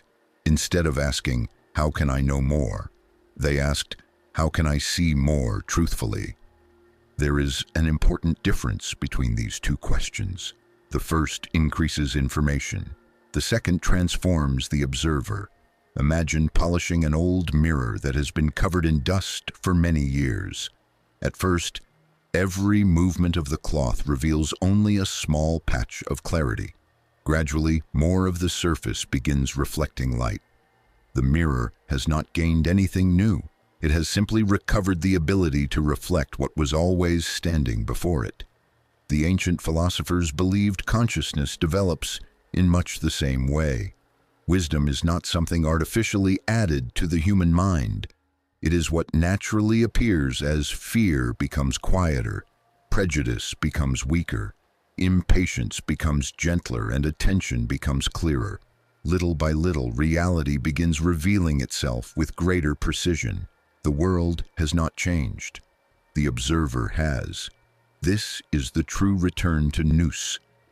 It is not a return to an ancient civilization or to forgotten rituals. It is a return to a way of seeing that has always been available beneath the noise of ordinary thought. A return to careful observation instead of automatic reaction. A return to curiosity instead of certainty. A return to presence instead of constant distraction. A return to wisdom instead of merely information. Perhaps this is why the greatest philosophers never claimed to possess reality. They simply learned to remain in conversation with it. They approached life not as masters standing above the universe, but as students continually learning from it. Every sunrise became another lesson. Every conversation another opportunity to understand. Every challenge another invitation to refine perception. They discovered that wisdom is not an achievement to display. It is a relationship to cultivate, and like every meaningful relationship, it deepens not through force, but through faithful attention over time. If there is one lesson the ancient idea of Nous leaves us with, it is this: reality is always teaching. The only question is whether we have become quiet enough, patient enough, and attentive enough to recognize the lesson when it appears. For the return to Nous is not the end of a journey, it is the beginning of a different way of living. If the return to Nous is the beginning of a different way of living, then what does such a life actually look like? The answer may be simpler than we expect. It does not require withdrawing from society or abandoning ordinary responsibilities. The ancient philosophers did not believe wisdom belonged only to those who lived in isolation. Many of them taught in crowded marketplaces, advised leaders, raised families, and participated fully in the life of their communities. They understood that philosophy was never meant to exist apart from life. It was meant to illuminate it. The true measure of wisdom, therefore, is not found in how eloquently a person speaks about truth. It is revealed in how they respond to ordinary moments, how they treat someone who has nothing to offer them, how they conduct themselves when no one is watching, how they respond when life refuses to unfold according to their plans. These are the moments that quietly reveal the architecture of consciousness. Anyone can appear wise when circumstances are favorable. It is during uncertainty that perception is tested. When disappointment arrives, the ordinary mind immediately searches for someone to blame. It resists what has happened, argues with reality, and becomes trapped in endless questions about how life should have unfolded instead. Nous responds differently. It begins by observing. Not every difficulty has an immediate explanation. Not every loss can be neatly understood. Yet every experience presents an opportunity to respond with greater clarity or greater confusion. The philosophers believed this choice, repeated day after day, quietly shapes the entire course of a human life. The ancient Greeks believed wisdom functions in much the same way. Life cannot always be controlled, but it can be understood, and understanding changes the way we move through it. This is why they spoke so often of living in harmony with reality, rather than struggling endlessly against it. Harmony does not mean passive acceptance of every circumstance. It does not mean abandoning ambition or refusing to improve the world. Rather, it means beginning with reality as it truly is, instead of as we wish it to be. A physician must first understand the illness before offering a cure. A gardener must first understand the seasons before expecting a harvest. Likewise, the wise person first seeks to understand reality before attempting to shape it. This attitude transforms even the smallest moments. Listening becomes more important than winning an argument. Understanding becomes more valuable than being right. Patience becomes stronger than urgency. Gratitude quietly replaces entitlement. The ordinary mind often believes these qualities are signs of weakness because they lack drama, yet the philosophers regarded them as evidence of tremendous inner strength. It takes little effort to react impulsively. It requires discipline to respond thoughtfully. It is easy to become consumed by fear. It is far more difficult to remain steady while uncertainty unfolds. This steadiness was never intended to remove emotion from human life. The wise still grieve. They still celebrate. They still experience joy, disappointment, hope, and sorrow. The difference is that they are no longer governed entirely by passing emotions. Like a mountain that remains rooted, while clouds gather and disperse around its summit, they discover within themselves a quieter center that changing circumstances cannot easily disturb. This inner stability is not something granted to a fortunate few. It is cultivated moment by moment, choice by choice, conversation by conversation. The return to Nous, then, is not a single revelation, experienced once and remembered forever. It is a practice. Each morning offers another opportunity to observe more carefully. Each challenge invites another opportunity to respond more wisely. Each encounter becomes another opportunity to recognize the same intelligence that shapes the stars, the forests, the changing seasons, and the quiet unfolding of our own lives. The philosophers understood something that remains profoundly relevant today. A peaceful life is not built by escaping complexity. It is built by meeting complexity with a clearer mind.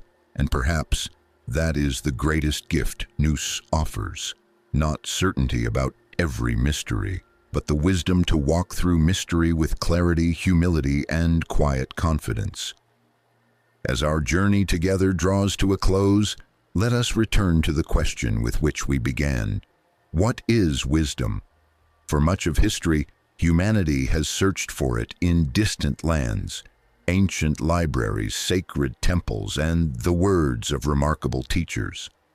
Every civilization has left behind its own understanding of how a human being should live and what it means to know the truth. Yet beneath their different languages and traditions, a common thread quietly emerges.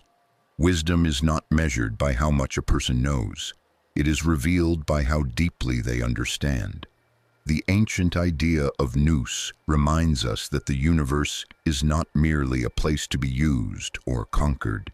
It is something to be observed, contemplated, and understood. It invites us to exchange hurried conclusions for patient attention, certainty for curiosity, and endless distraction for genuine presence. This invitation is just as relevant today as it was thousands of years ago. Our world has become richer in information than at any other time in history. Every day we have access to more knowledge than entire civilizations once possessed. Yet information alone has not guaranteed wisdom. It has not eliminated fear, conflict, loneliness, or confusion. In many ways, the modern world reminds us of an ancient truth. A busy mind is not necessarily a clear mind. A knowledgeable mind is not necessarily a wise one. Perhaps the greatest challenge of our time is not learning more. It is learning how to see more clearly. The philosophers believed this clarity begins with attention. When you pay careful attention to nature, you begin noticing rhythms that once escaped you. When you pay careful attention to other people, you discover stories hidden beneath appearances. When you pay careful attention to your own thoughts, you begin recognizing habits that quietly shape your experience of the world. Little by little, life itself becomes your teacher. A sunrise becomes a lesson in renewal. A season of waiting becomes a lesson in patience. A difficult conversation becomes a lesson in understanding. Even failure, when approached with honesty instead of pride, becomes a teacher rather than an enemy. Nothing is wasted. Everything has the potential to deepen perception. This is the quiet promise of Nous. Not that life will become easier, not that every question will be answered, not that uncertainty will disappear, but that you will meet each of these experiences with a consciousness that is steadier, wiser, and more deeply rooted in reality.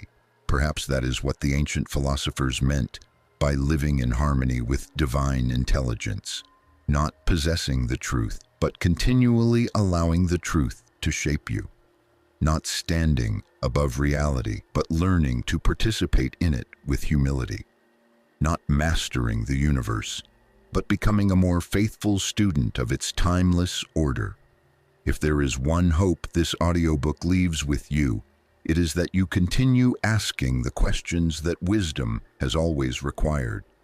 Look more carefully, listen more patiently, observe more deeply, remain curious, remain teachable, and never lose the sense of wonder that first inspired humanity to look toward the stars and ask what hidden intelligence might hold the universe together, for that same wonder still lives within every thoughtful mind. The ancient Greeks gave it a name. They called it Nous.